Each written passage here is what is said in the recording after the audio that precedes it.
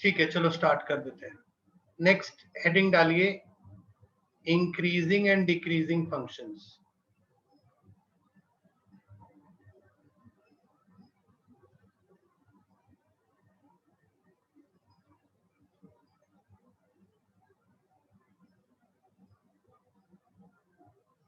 ठीक है, अब देखो यहाँ पे हमको कुछ ग्राफ्स ड्रॉ करने पड़ेंगे और उन ग्राफ्स से ही समझना पड़ेगा कि what do you mean by, what do you understand by increasing and what do you understand by decreasing.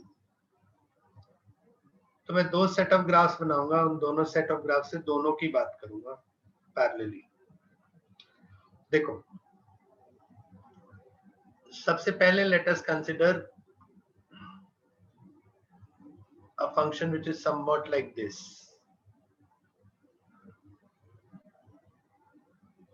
कि पहले it was rising sharply and then slowly it became constant, या मतलब जो इंक्रीजिंग ट्रेंड है वो स्लो हो गया है।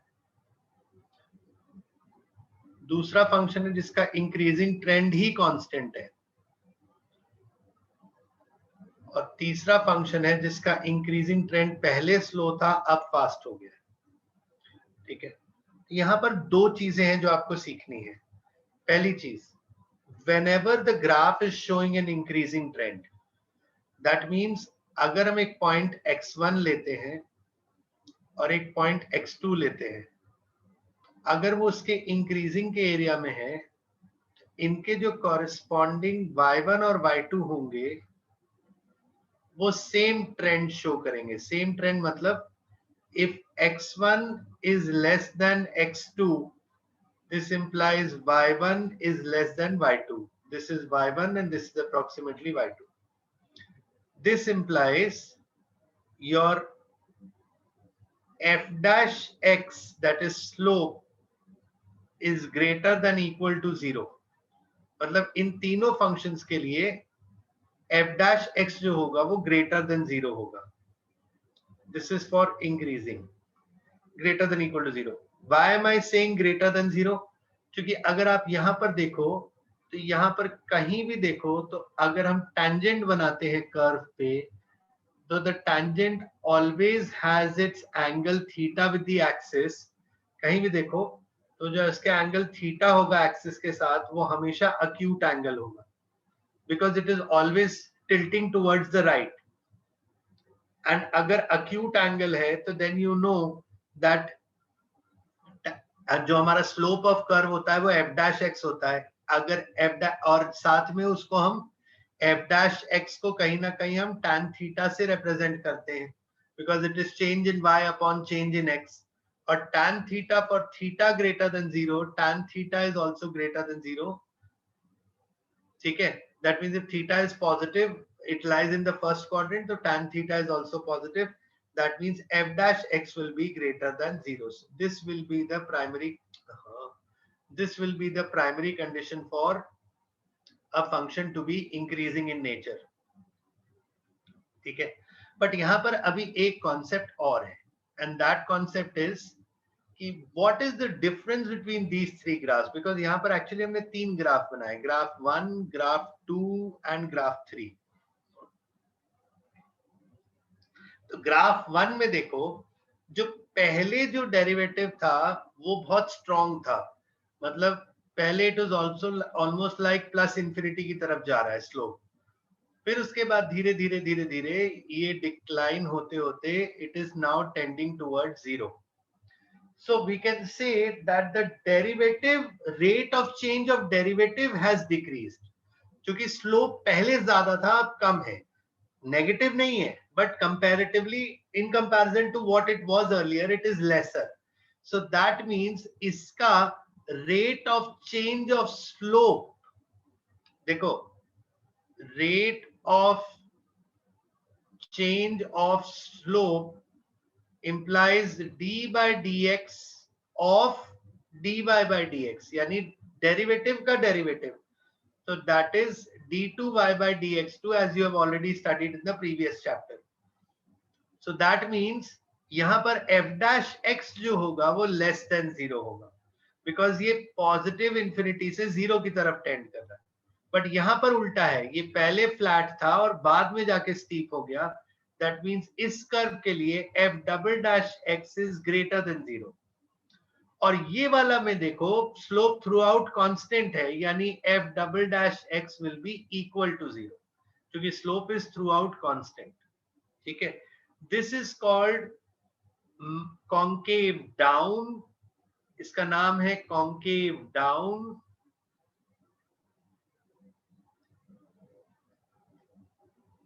ठीक है, और इसका नाम है कॉन्केव अप। ये सब नोट कर लीजिए।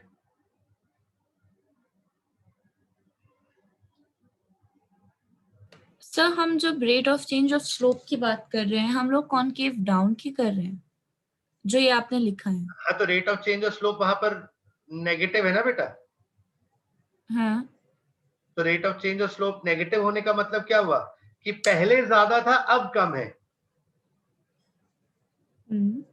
बट इसमें समझो, फिर हम लोगों ने समझो डबल आपके, डेरिवेटिव क्यों समझो लिया? ऐसे सोचो, आपके टेस्ट हो रहे हैं।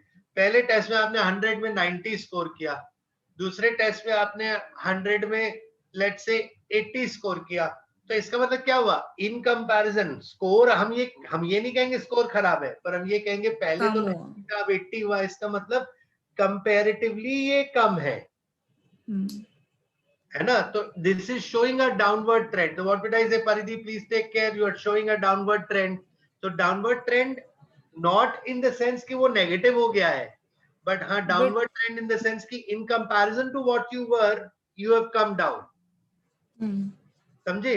तो प्लस इंफिनिटी से जीरो को टेंड कर रहा है, नेगेटिव नहीं हुआ है, but it is showing that the curve is getting flatter. Yes sir. है ना। तो इस वजह से उसका जो डबल डेरिवेटिव है वो, जैसे एक एग्जांपल और लेता हूं, बहुत सिंपल है, आपको फिजिक्स से भी समझ में आ जाएगा, नॉर्मल वैसे कॉमन सेंस से भी समझ में आ जाएगा। देखिए, आप एक गाड़ी में बैठे हो, गाड़ी एक्सेलरेट हो रही है, अब एक्सेलरेट हो रही तो क्या होगा, उसकी वेलोसिटी बढ़ती जाएगी। ठीक है, बट अगर हम एक्सेलरेटर को छोड़ देते हैं और गाड़ी को खुद अपने फ्रिक्शन के उसमें चलने देते हैं, तो क्या होगा, धीरे धीरे धीरे धीरे गाड़ी स्लो होगी ना। तो स्लो होने का मतलब ये यस नहीं सर। तेज जाने लगेगी, बट उसका जो rate of change of velocity है वो कम होने लगेगा। Right, yes sir. तो वो चीज है यहाँ पर। तो ये तीन चीजें आप लोगों को सबको याद रखनी है। This is for increasing and decreasing, this is for increasing function. अब डिक्रीजिंग में क्या होगा, ठीक इसका उल्टा होगा। ठीक है, उल्टा इन द सेंस, जो अब हम तीन ग्राफ्स बनाएंगे, तो एक ग्राफ ऐसे होगा, एक ग्राफ तो ऐसे ही रहेगा, और एक ग्राफ ऐसे होगा। अब यहां देखो, पहले slope was kind of zero, now it is tending downwards, extreme downwards, तो टेंडिंग टू माइनस इंफिनिटी। ठीक है, तो अब इतना तो आप लोगों को समझ में आ ही गया कि एफ डैश एक्स इन तीनों के लिए less than equal to zero है, नेगेटिव ही होगा। सेम कॉन्सेप्ट है, x1 is less than x2, this implies now y1 is greater than y2, this implies f dash x is less than equal to 0। तो ये तो हो गया decreasing की बात। अब यहां पर देखो, पहले जीरो था स्लोप, अब नेगेटिव हो गया है, that means f double dash x यहां पर लेस देन जीरो है, यहां पर तो f double dash x equal to zero होगा, और यहां पर f double dash x greater than zero. Greater than zero क्यों है, पहले ये माइनस इंफिनिटी की तरफ डिप हो रहा था, अब इसने थोड़ा स्टेबल हो गया, तो ये जीरो की तरफ आ गया, मतलब थोड़ा फ्लैट हो रहा है। तो इसका मतलब क्या हुआ, डिक्रीजिंग ट्रेंड तो है, बट पहले जैसा बहुत एक्सट्रीम नहीं है, अब कम हो गया, तो that is showing a positive trend. ठीक है, तो ये यहां पर है concave down, and this here is concave up. ये सारी चीजें नोट करिएगा, याद रखिएगा। अभी इसमें कुछ और भी बातें बतानी है, वो अभी थोड़ी देर में बताऊंगा, पहले नोट करो, ये साफ साफ अच्छे से बनाओ सर, सारे सिंबल सही से लगाइएगा।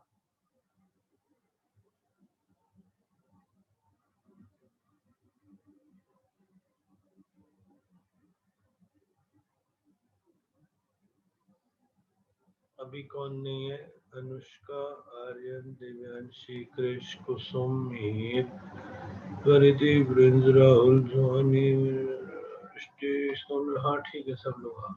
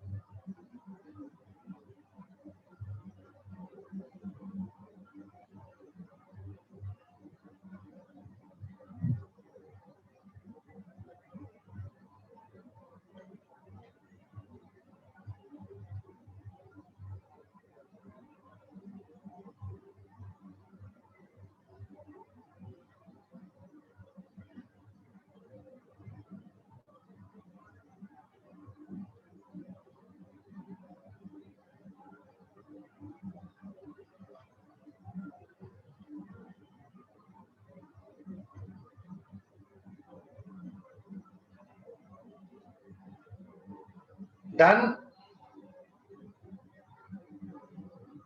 Yes, sir, noted.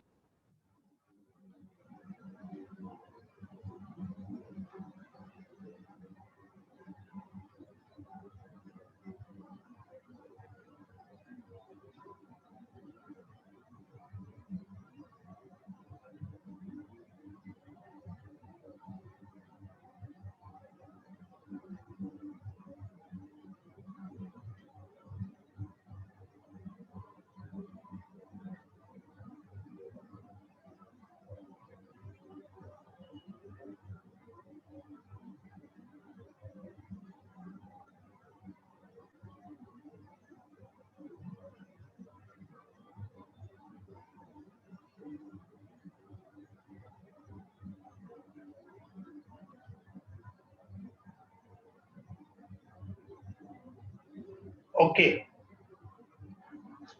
अच्छा, अब यहाँ पर ना एक बहुत बड़ा प्रॉब्लम समझो आप लोग, एक इसमें ना बहुत बड़ा इशू है इस पर्टिकुलर टॉपिक में।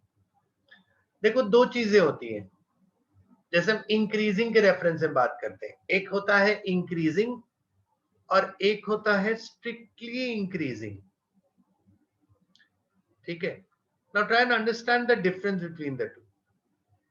इंक्रीजिंग हम इससे भी बोल सकते हैं, क्योंकि ये एक जगह पर जाके कहीं पे फ्लैट भी हुआ है तो भी इसका ट्रेंड डिक्रीज नहीं, नीचे की तरफ नहीं गया है कर्व। ठीक है, बट स्ट्रिक्टली इंक्रीजिंग का मतलब है जैसे ऐसा हो कि इट इज मतलब नॉट गेटिंग फ्लैट एनीवेयर। समझ में आया? तो ऐसे कर्व को हम क्या बोलेंगे? स्ट्रिक्टली इंक्रीजिंग बोलेंगे। अब फर्क क्या है समझो, इसके लिए F dash X will be greater than equal to 0 और इसके लिए F dash X will be greater than 0। Another name for strictly is monotonic. ठीक है, but you need to understand something, ये बहुत क्लैरिटी होती नहीं, कई बार इंक्रीजिंग बोल के छोड़ देते हैं और स्ट्रिक्टली की एक्सपेक्टेशन रखते हैं, तो आपको यहां पर थोड़ा सा प्रॉब्लम कभी कभी आ सकती है। बट आप कोई भी एक कन्वेंशन फॉलो कर लो कि जहां पर भी इंक्रीजिंग लिखा है आप हमेशा आंसर क्लोज ब्रैकेट में दोगे, और जहां पर भी स्ट्रिक्टली लिखा है वहां आंसर आप अल्टीमेटली ओपन ब्रैकेट में दोगे। तो ये एक थोड़ा सा प्रॉब्लम है, जेन्युइन है ये, कहीं इसका कोई, हाँ स्ट्रिक्टली लिखा है तो फिर कोई प्रॉब्लम नहीं है, प्रॉब्लम सिर्फ तभी होगी जब इंक्रीजिंग लिखा है, क्योंकि इंक्रीजिंग में स्ट्रिक्टली की एक्सपेक्टेशन है कि नहीं वो श्योरिटी नहीं होती। बट अगर स्ट्रिक्टली या मोनोटोनिक लिखा है then this can only be the answer, फिर उसके बाद कोई आपके ऊपर डाउट नहीं, फिर गलत भी हो सकता है आपका answer. So please keep that in mind. Now what increasing में, हाँ जी बोलो बेटा। इंक्रीजिंग में आंसर दे ब्रैकेट में और या स्लैश एंड लिखकर कर्व ब्रैकेट लिख के दे दें।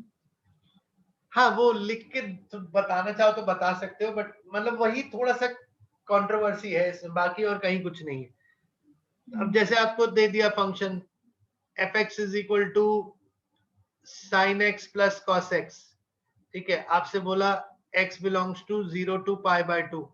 अब इस रीजन में हमें बताना है कि ये कहां पर इंक्रीजिंग होगा कहां डिक्रीजिंग होगा, तो हम क्या करेंगे? We will do f dash x, f dash x will become cos x minus sin x। तो सबसे पहले आप क्या करो, इसको इक्वल टू 0 कर लो कि ये इक्वल टू 0 कहां होता है।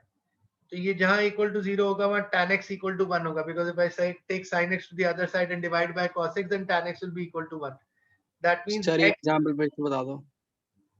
हाँ जी सर ये एग्जांपल फिर से बता दो। हाँ, fx को मैंने sin x plus cos x लिया है and I have to find where it is increasing and decreasing in for x belonging to 0 to pi by 2. So for that what I'm doing is I've found f dash x and first of all I've equated f dash x to 0 so that मुझे ये पता लग जाए कि 0 कहाँ पर है, क्योंकि जहां पर 0 है उसी के लेफ्ट और राइट में पॉजिटिव नेगेटिव होगा।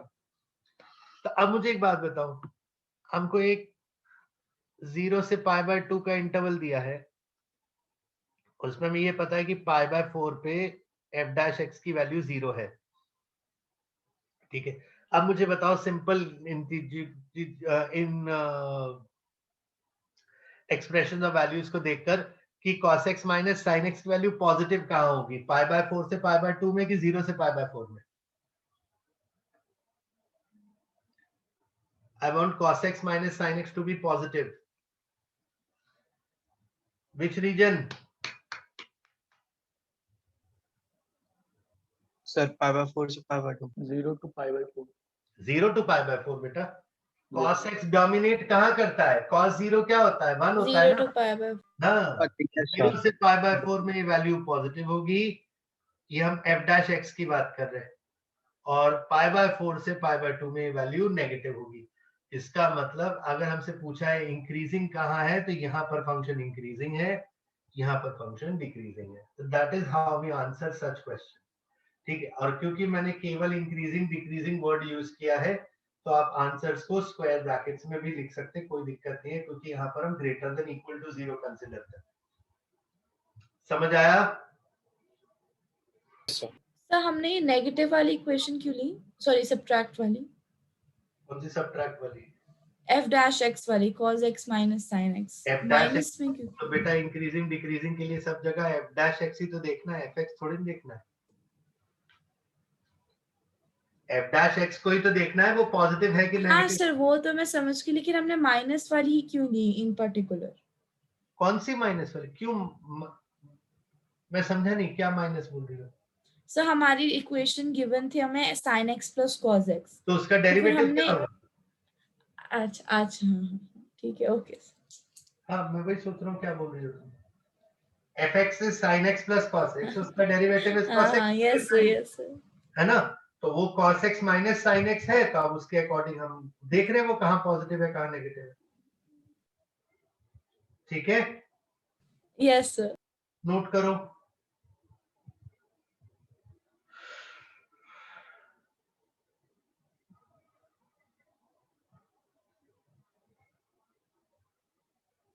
इस साल वाले 12th वालों की तो मौज हो गई भैया. एग्जाम सब कैंसिल हो गए, सब मजे ले रहे हैं.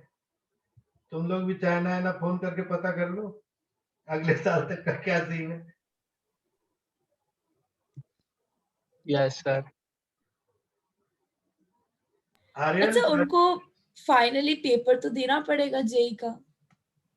जेई का पेपर का भी अभी क्या होगा, वो भी अभी सामने आ जाएगा कुछ दिन में, देख लो. क्योंकि सब स्टार्ट तो session I think August and September beginning में होता है, एंड जून तो अभी आ गया. सेशन की तो टेंशन ही नहीं है, सेशन तो अगले साल भी शुरू कर लेंगे.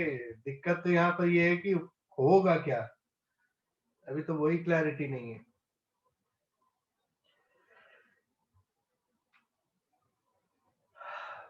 बोर्ड के मार्क्स ना मिलना भी अपने आप में बहुत, पता नहीं कैसे करेंगे, समझ में नहीं आ रहा. सर फिर वो 75% वाली जो क्राइटेरिया एडवांस में बैठने की, वो अभी भी लगेगी? कहाँ से लगेगी जब 75% तुमने मौका ही नहीं दिया एग्जाम देने. जब एग्जाम ही नहीं होगा तो 75% किस बात का. तो सर फिर मार्क्स कैसे मिलेंगे? अब बेटा जब वो तो प्रोसीजर जब आएगा तब पता लग जाएगा, अभी तो कुछ पता ही नहीं. और सर हमारा बोर्ड मतलब फर्स्ट अटेम्प्ट जेई मेंस और बोर्ड कब तक होने की संभावना है? कोई संभावना नहीं है बेटा. अब देखो, अब कुछ बोल नहीं सकते इस समय, जो हो रहा है बस देखते जाओ. क्या बोल सकते हैं इसमें बताओ. तुम्हें पता है 2 महीने बाद क्या सिचुएशन होगी? नहीं तो तो बस यही तो प्रॉब्लम है ना. अभी 2-3 महीने पहले चीजें ठीक हो रही थी, फिर धड़धड़ा के सब फिर धड़ाम से गिर पड़ा सारा सिस्टम. कुछ बोल ही नहीं पा रहे, मतलब देयर इज नो कोई स्टेबिलिटी नहीं आ रही है. चीजें तो ऐसे ही चल रही है ना, भगवान भरोसे सब.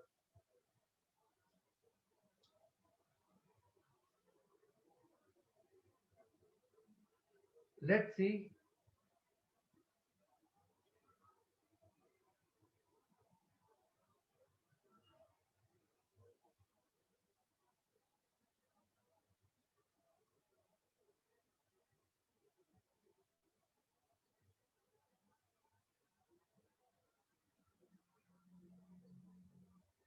हाँ जी, और बताओ, हो गया ये?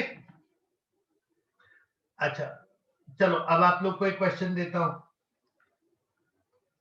fx equal to X cube minus x.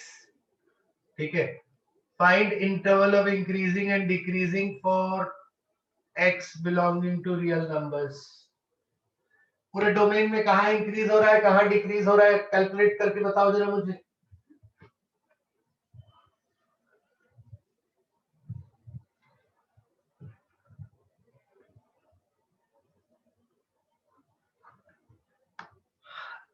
अच्छा एक इसका करना है किसका भी करना. x to the power x for x greater than 0. इसमें भी आपको बताना है कहाँ इंक्रीजिंग है कहाँ डिक्रीजिंग है.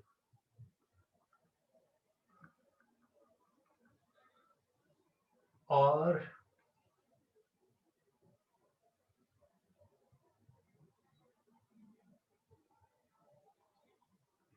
हाँ √3 sin x minus cos x x belonging to 0 to pi by 2 increasing decreasing दोनों इंटरवल बताने हैं.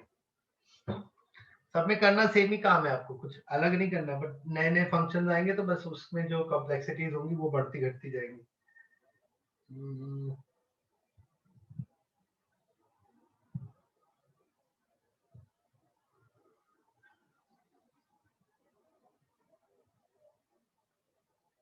सर हम इंक्रीजिंग सिंपल इंक्रीजिंग लेंगे स्ट्रिक्टली इंक्रीजिंग लेंगे. अभी आप सिंपल ही ले लो अभी आप उसकी ज्यादा स्ट्रेस मत लो. ओके.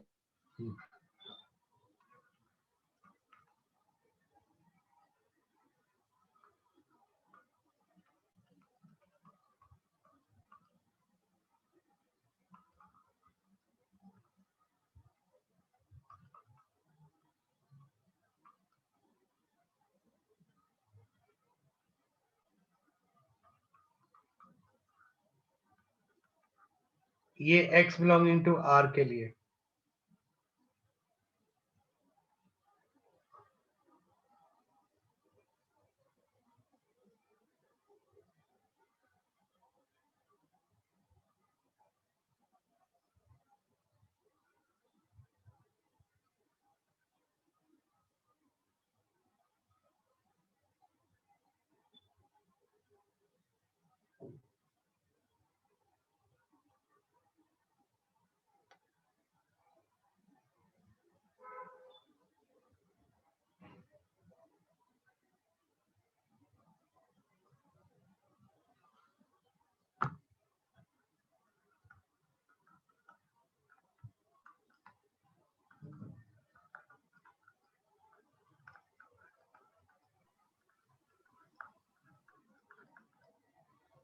हम्म 5 क्वेश्चन दिए करो जरा एक लाइन से. 1 मिनट आया पानी लेके.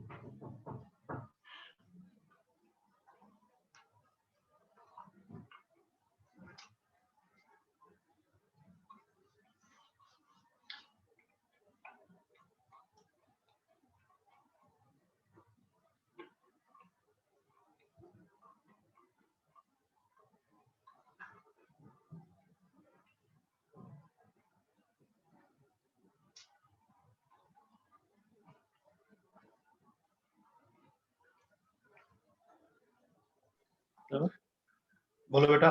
सर फर्स्ट का answer -infinity to 1/√3 union 1/√3 to infinity आ रहा है। Yes, sir. ये किसके लिए आ रहा है, इंक्रीजिंग के लिए डिक्रीजिंग के लिए? सर इंक्रीजिंग के लिए, और डिक्रीजिंग के लिए -1/√3, 1/√3। ठीक है, करो।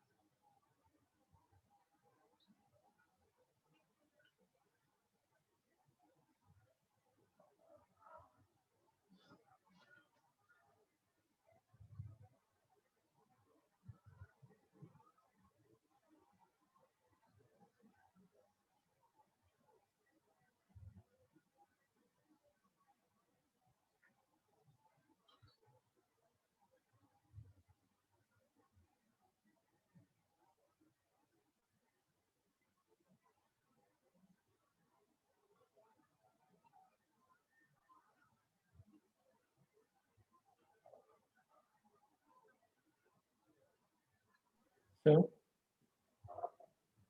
हाँ बेटा। सर सेकेंड का answer x greater then 1/e आ रहा है Yes, sir. For increasing function, और डिक्रीजिंग के लिए 0 to 1/e। ठीक है, आंसर्स मत बोलो अभी, अभी चुपचाप सॉल्व करो, बाकी लोगों को भी थोड़ा सोचने का मौका दो।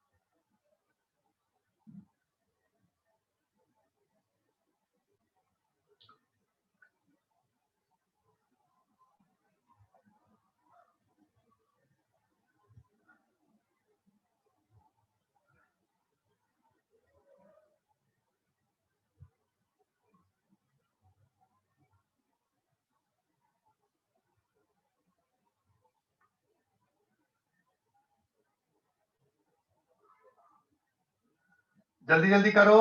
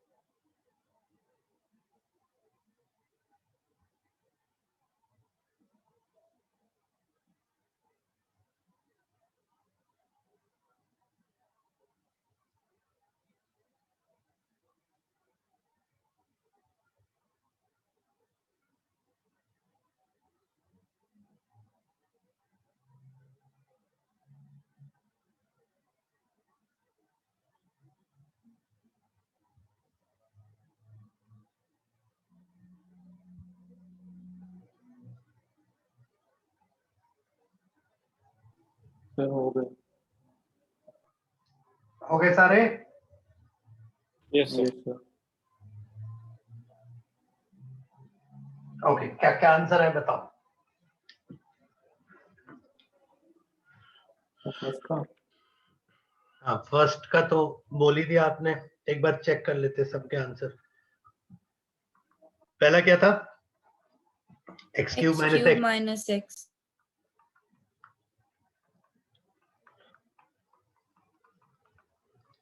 तो x की दो वैल्यू आएगी, x is equal two plus minus 1/√3।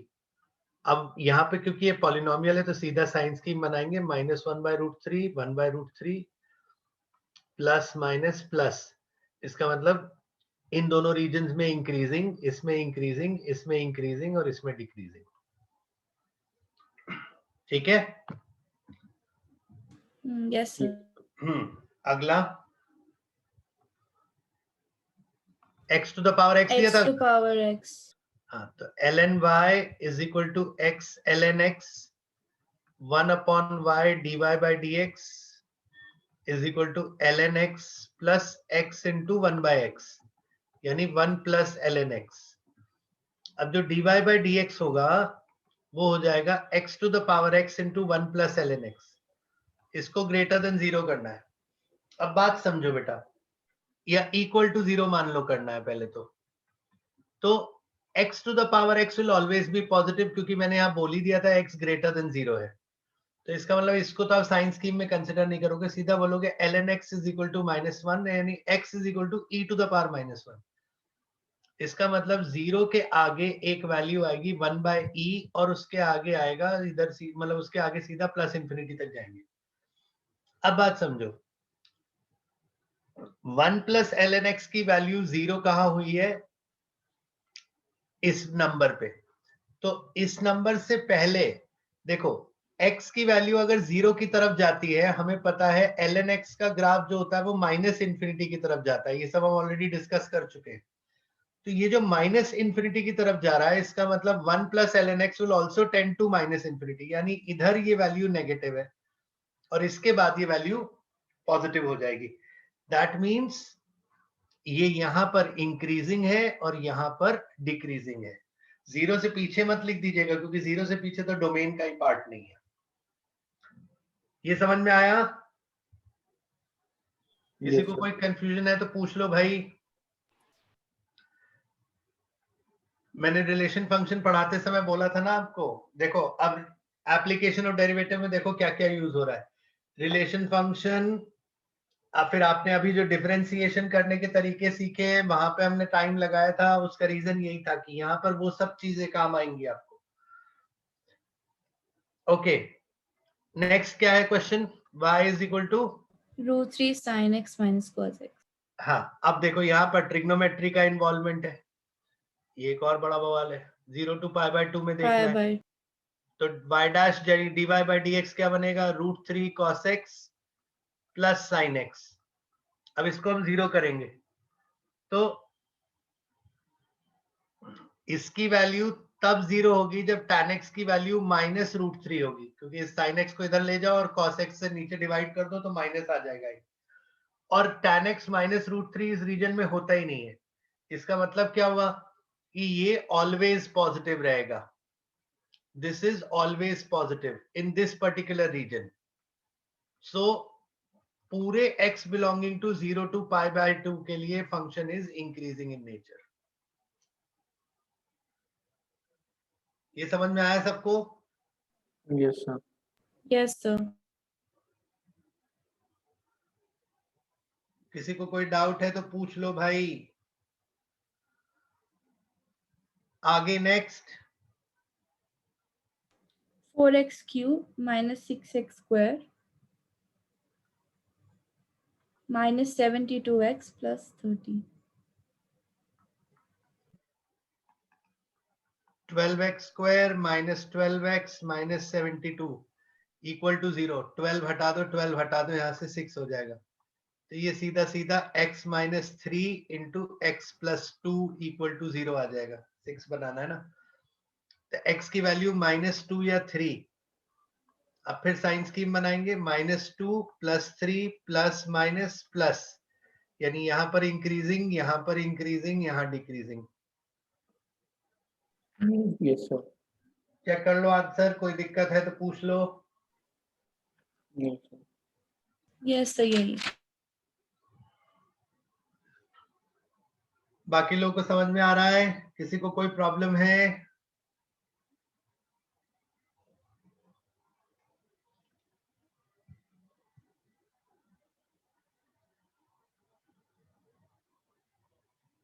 Is it okay? चलो अगला बोलो। sin 4x plus cos 4x। हाँ ये बहुत अच्छा क्वेश्चन है, देखो इसमें कैसे होगा। और x बिलोंगिंग टू 0 to π/2 दिया है। अब देखो इसका डेरिवेटिव बनाएंगे तो क्या बनेगा, 4 sin cube x cos x -4 cos cube x sin x। Minus sine. हाँ तो माइनस लगा दिया ना पहले आगे बाहर। Equal to 0। अब यहां पर हम क्या करेंगे, 4 sin x cos x जो कुछ कॉमन है वो कॉमन ले लेंगे, तो ये बन जाएगा sin square x minus cos square x। तो ठीक है। माइनस sin स्क्वायर x नहीं होगा कहां पे? ब्रैकेट में। क्यों? 4 sin x cos x common लिया तो यहां से sin स्क्वायर x और यहां से cos स्क्वायर x नहीं बचेगा?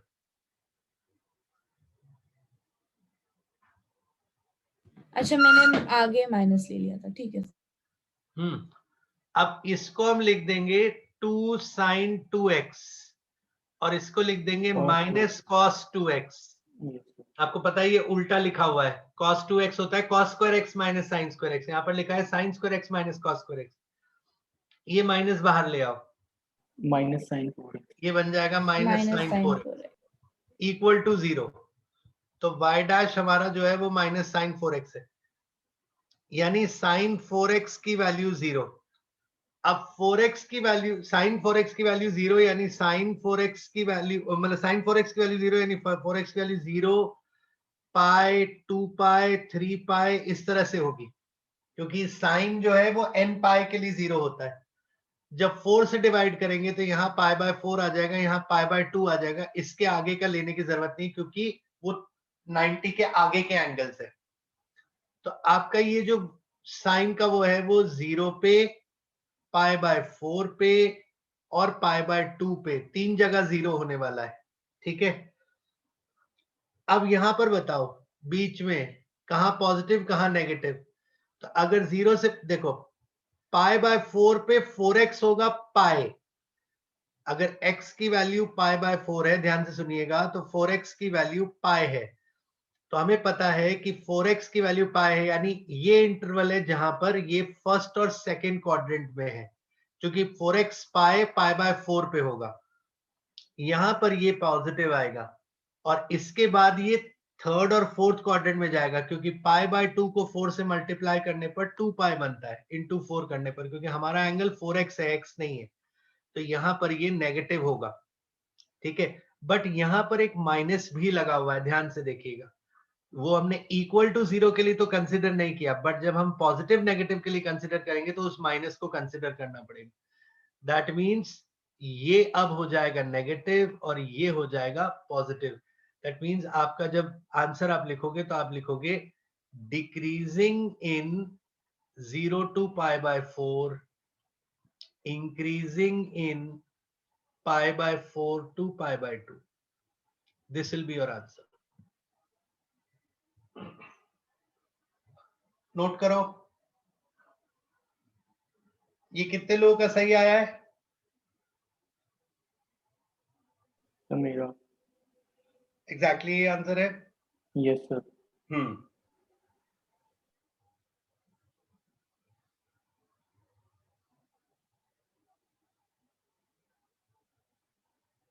जिन लोगों का नहीं हुआ उसको ढंग से नोट करिए प्लीज, देखिए।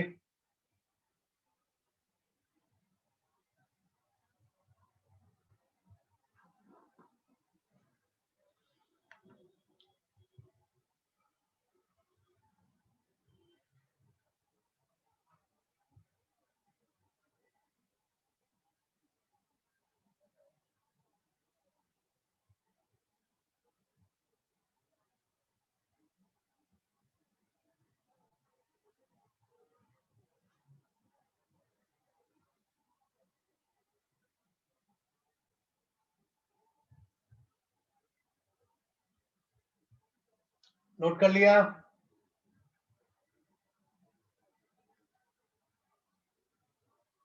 Yes, sir. नेक्स्ट, अगला क्या था?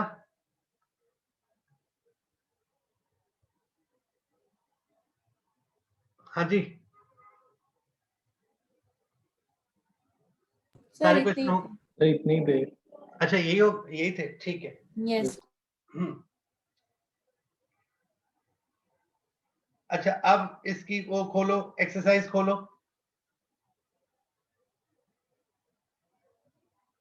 मैं कुछ क्वेश्चन मार्क करा रहा हूं जो अभी करेंगे आप। Come to exercise 6.2।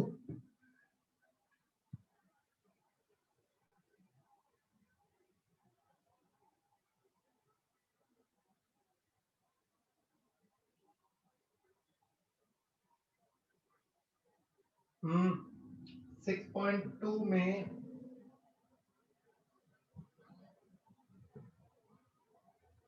Question 4 6 question का ई पार्ट, Sir, sixth question. ई पार्ट Okay, sir. 7 8 9 तीनों, 4 6 ई 7 8 9।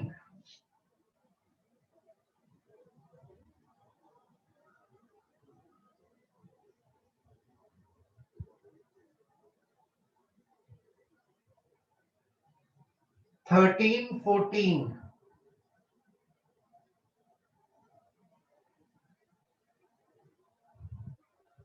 and 19,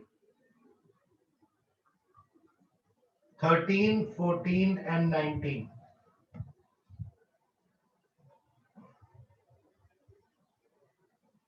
करो।